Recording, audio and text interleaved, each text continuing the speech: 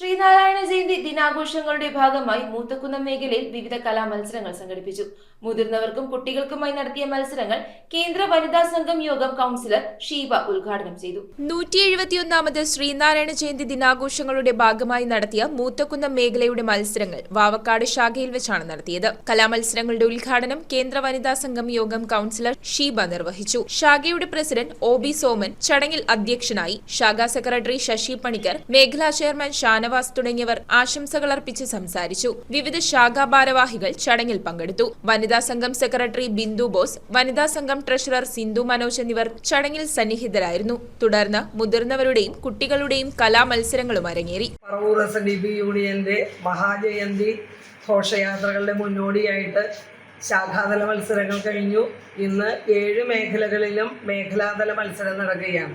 ഇത് ശ്രീനാരായണ ഗുരുദേവ ദർശനത്തിലേക്ക് നമ്മുടെ മക്കളെ, കുടുംബാംഗങ്ങളെ അടുപ്പിക്കുവാനും പറവൂർ SNDP യൂണിയൻ മഹാജയന്തി ആഘോഷങ്ങൾ ഒരു തിരുവുത്സവമായി കൊണ്ടാടുന്നതിൻ്റെ ഭാഗമായിട്ടാണ് ഇത്രയും വലിയ ജനപങ്കാളിത്തത്തോടുകൂടി 7 മേഖലകളും നിറഞ്ഞു നിൽക്കുന്ന മേഖലാ കലോത്സവവും 23, 24 തീയതികളിൽ 1ാം സ്ഥാനം ലഭിക്കുന്ന എല്ലാ മത്സരാർത്ഥികളെയും വെച്ചുകൊണ്ട് പറവൂർ SNDP യൂണിയനിൽ യൂണിയൻ തല കലാമത്സരങ്ങളും ഉണ്ടാകും. മേഖലാതല കലാമത്സരങ്ങൾക്കും യൂണിയൻ തല കലാമത്സരങ്ങൾക്കും സമ്മാനം നമ്മൾ ജയന്തി ഘോഷയാത്ര സമാപന സമ്മേളനത്തിൽ വെച്ച് പറവൂർ യൂണിയനിൽ നിന്ന് കുട്ടികൾക്ക് സമ്മാനങ്ങളും നൽകുന്നതാണ്.